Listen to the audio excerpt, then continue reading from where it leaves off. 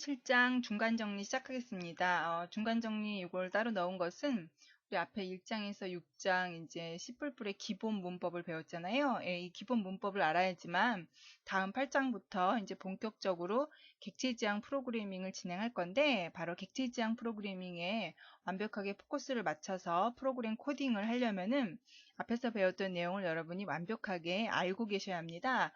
그래서 1장부터 6장을 이렇게 순서대로 정리하는 형태로 만들어 놨습니다.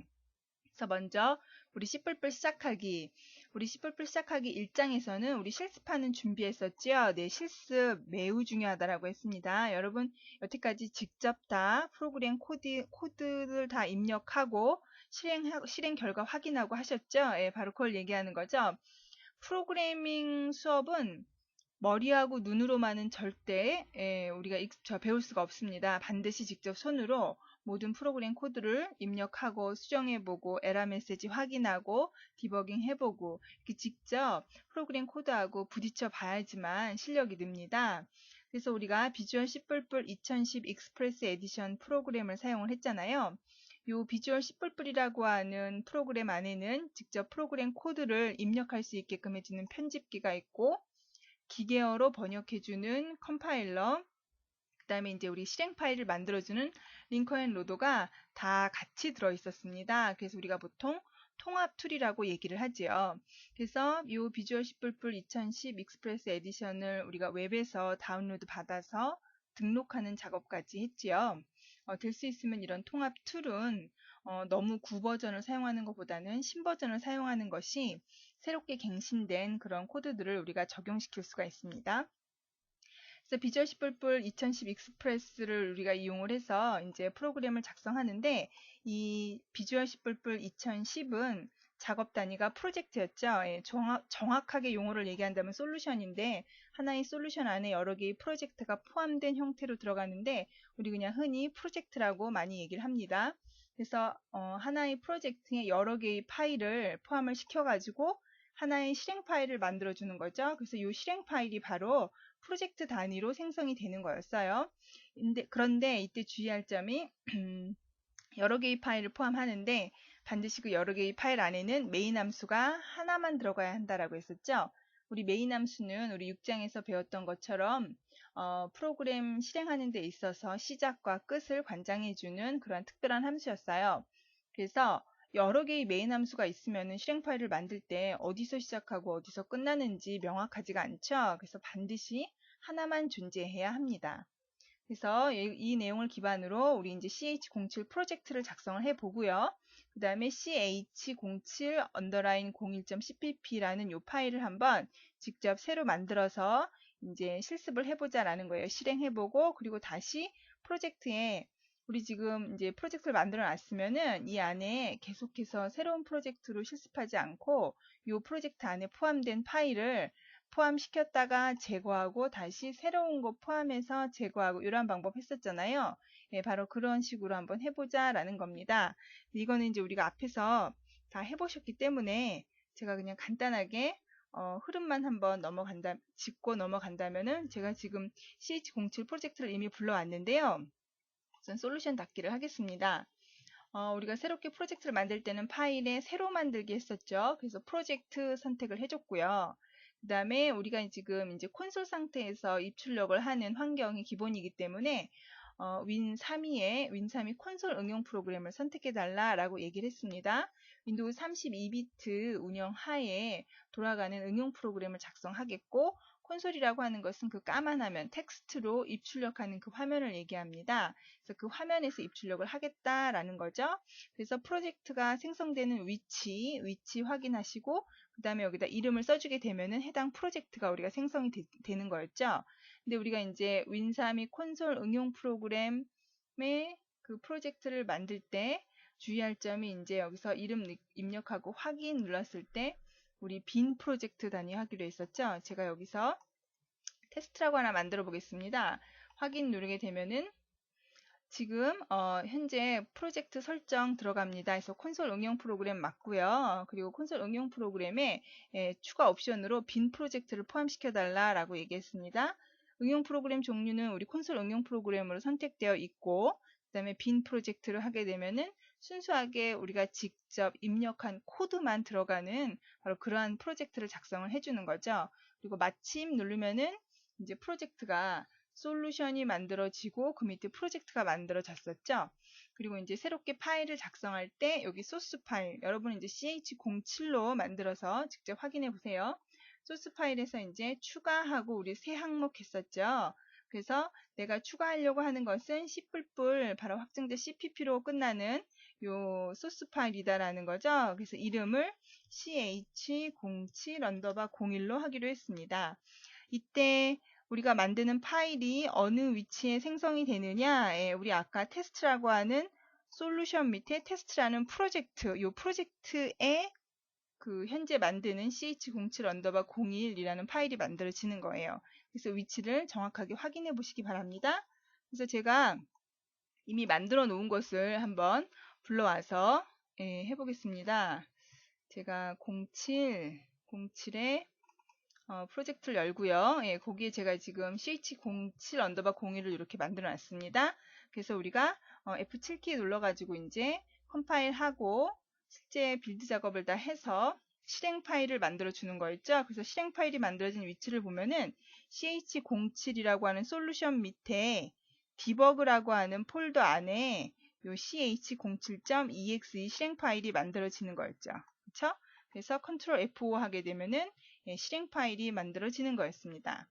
그러면은 우리 아까 여기서 얘는 이제 ch07_01이니까 이번에는 ch07_02라고 하는 파일을 제가 이미 만들어 놨거든요. 그걸 불러오게 되면은 이제 이 내용이 되겠죠. 요거를 이제 실행을 해보고 싶어요. 그런데 지금 ch01, 07-01, 02 두 개의 파일인데 둘 다 메인 함수를 가지고 있죠. 우리가 01에서 커서를 여기 이제 01에다 갖다 놓고 컨트롤 F7을 눌렀어요. 그러면 이제 이 파일에 대해서 컴파일을 해줍니다. 컨트롤 키를 누르게 되면 컴파일을 해주거든요. 그럼 여기 ch07_01.cpp가 제대로 컴파일 됐습니다. 컴파일 돼서 성공하였다라고 나오고 있죠. 이번에는 02에 가서도 컨트롤 F7을 누르게 되면은 역시 성공하였다라고 나옵니다. 근데 그냥 F7을 누르게 되면은 실행 파일을 만들어 주거든요. 그래서 실행 파일을 만들게 되면 실패라고 떴어요. 왜 실패라고 떴느냐? 에러 메시지를 보면은요. 여기 에러라고 나오고 있죠. 메인이라고 하는 함수가 지금 ch02에도 있었는데 01에도 이미 있다라는 거죠. 우리 아까 얘기한 것처럼 실행 파일을 만들 때 메인 함수는 반드시 하나만 존재해야 된다라고 했습니다. 그러니까 ch01을 제거하고 ch02만 포함시킨 상태에서 실행 파일을 만들면 성공이 되겠죠. 컨트롤 F7 누르게 되면은 F5죠. 컨트롤 F5 누르게 되면은 실행되는 것을 확인할 수가 있습니다. 그래서 우리가 이제 프로젝트 만들어서 파일 프로젝트에 포함시키고 다른 파일을 실행할 때는 해당 파일을 그 전 파일을 제거하는 동작 했었죠. 직접 다 해보시고요. 그 다음에 이제 우리가 두 번째로 배운 내용이 우리 자료형과 연산자였죠. 이거는 프로그래밍을 작성할 때 이제 문제 분석을 통해서 우리가 그 문제에서 다루려고 하는 데이터가 뭔가 그 데이터를 이제 식별을 하고요. 그 데이터에 적절한 자료형을 우리가 이제 선언을 해줘야겠죠. 그래서 그 자료형에 따른 변수와 상수를 정해서 프로그램 코드를 시작을 해야 합니다. 그래서 자료형, C++에서 제공해주는 자료형은 불형, 인티저, 플로트, 더블, 캐릭터, 그 외에 뭐 unsigned, sign, short, long 다양한 자료형이 있는데 기본이 바로 이 자료형에 해당이 되죠. 불은 우리 true 아니면 false로 데이터를 이제 표현하는 거였고 인티저는 우리 정수값, 고정소수점 형태의 정수값을 이제 표현하는 거였고 플로트하고 더블은 우리 소수점, 부동소수점의 형태의 자료를 표현을 해주는 건데 우리 플로트는 이제 32비트 체제에서 4바이트 크기, 더블은 8바이트로 2배로 나타내 줬었죠. 그래서 변수는 뭐 플로트로 사용을 하건 더블로 사용을 하건 뭐 우리가 지정해 주면 되는데 이제 주의해야 할 점이 상수였죠. 소수점이 있는 상수인 경우에 얘가 플로트에 해당이 되느냐 더블에 해당이 되느냐 이거를 판단을 해줘야 될까 판단하지 말고 그냥 큰 자료형인 더블형으로 무조건 간주하죠. 그래서 소수점이 있는 상수는 무조건 배정도형이라는 거 기억해 두시고요. 그 다음에 이제 캐릭터는 우리 한 바이트로 문자를 표시해 주는 거였죠. 그 다음에 이제 C++에서 역시 이러한 자료를 가지고 우리가 어떤 연산을 수행하죠. 그래서 어떠한 연산자가 있느냐, 산술 연산자, 우리 더하기 빼기 곱하기 나누기, 그리고 이제 모두 나머지 연산자 있었죠. 그리고 뭐 뿔뿔 마이너스 마이너스 이런 산술 연산자. 그다음 관계 연산자는 이제 크냐, 작냐, 뭐 같냐, 같지 않냐 이런 걸 얘기하는 거였죠. 그다음에 이제 논리 연산자, 논리 연산자는 우리 그리고 and, or와 not 이런 거 있었죠. 그다음에 또 C++, C 언어와 마찬가지로 C++도 비트 연산자를 제공을 해주죠. 앞에 있는 연산자들은 바이트 단위로 연산을 수행하는 거였죠. 바로 이러한 자료형을 기준으로 해서 연산을 수행해 주는데 비트 연산자는 말 그대로 비트 단위로 연산을 수행을 해주는 거죠. 그래서 다양한 그 연산을 우리가 이제 사용할 수가 있습니다. 그래서 이거는 이제 이러한 예가 있어요. 이러한 예에 맞게끔 한번 프로그램 코드를 우리가 C++로 작성을 해보자라는 겁니다. 요거를 제가 메모장을 띄워놨어야 되는데 메모장에다가 한번 직접 이 코드를 한번 우리 입력을 해보죠. 1번이 나이를 저장하는 변수를 선언하라고 그랬어요. 근데 나이는 소수점 이하 자릿수가 없죠. 정수이면 되는 거죠. 그러니까 인티저 age 하고 세미콜론, 우리 문장이 끝날 때 항상 세미콜론 찍어줬었죠. 2번 1번에서 선언한 변수 age가 있는데 여기에다가 값을 한번 이렇게 할당하자라고 했습니다. 대입문을 쓴 거죠. 그 다음에 3번은 키를 저장할 변수 height를 선언을 하재요. 그런데 이 소수 첫째 자리까지 표시를 하자라고 했어요. 그러면은 플로트나 더블형으로 주면 되겠죠?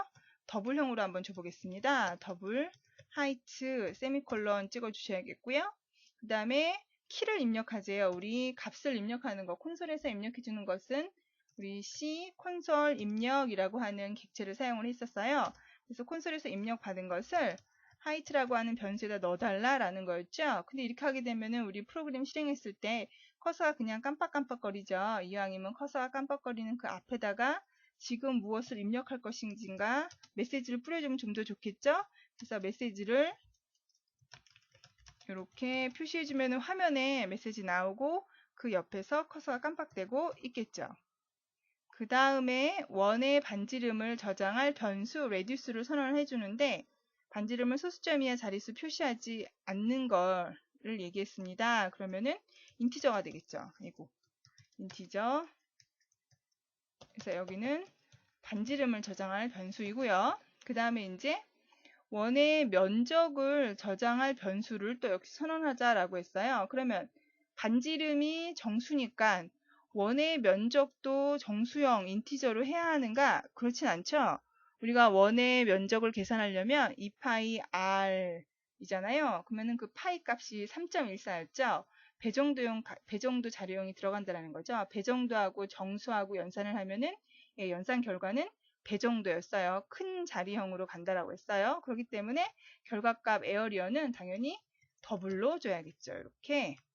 그리고 나서 원의 면적을 저장할 에어리어를 선언했어요. 그 다음에 이제 레디우스 값을 입력하라고 했습니다. 입력하고 원의 면적을 계산해서 에어리에 저장하자라고 했어요. 그러면은 이제 똑같이 cout 해서 반지름 입력이라고 표시해주고요. 역시 세미콜론 찍고 cin에서 이번엔 입력받아야겠죠? 반지름을 입력받고 그 다음에 이제 계산을 해야겠습니다. 원의 면적은 2 곱하기 파이가 우리 3.14죠? 그 다음 곱하기 r 이렇게 써주면 되는 거죠. 그렇죠? 그러면 이제 반지름을 이용을 해서 원의 면적을 계산해서 그 에어리어에 들어가겠습니다. 그럼 이제 출력해주면 되겠죠? cout 원의 면적은 이렇게 써주시면 되겠죠. 그 다음에 8번 나이, 키, 원, 반지름과 면적을 출력하자라고 했어요. 이제 앞에서 했던 나이, 그 다음에 키, 그리고 원, 반지름과 면적도 그럼 요거 쓰기 전에 원래 썼어야 했었네요. cout 나이를 출력해달라 라고 했어요. 그러면 나이가 저장되어 있는 변수를 같이 연달아 나타내 줘야겠죠? age. 커서를 다음 줄로 내리기 위해서 end라인 넣어주시고요. 그 다음에 키도 역시 출력해달라 라고 했습니다. 키는 우리 height였죠? 역시 end라인 써주시고요. 그 다음에 이제 원의 반지름을 역시 출력해 보려고 합니다. radius라고 써주시면 되겠죠? end라인. 그쵸? 그래서 이렇게 각각의 코드를 여러분이 설명을 보고 당연히 옮겨 적을 수 있어야겠죠? 문제를 분석하고 이러한 그 순서를 정할 줄도 아셔야 되고 프로그램 코드로 옮겨 적을 줄도 아셔야 합니다. 그래서 이제 두 번째 문제가 이제 요걸 프로그램 작성하자라고 했는데요. 요거 하시기 전에 먼저 여러분은 우리 앞에서 해놓은 요 내용을 직접 프로그램 코드로 입력해서 실행해 보시고 우리 요 문제 풀어보시기 바랍니다. 다음에 이어서 실습 3-1 진행하겠습니다. 수고하셨습니다. 감사합니다.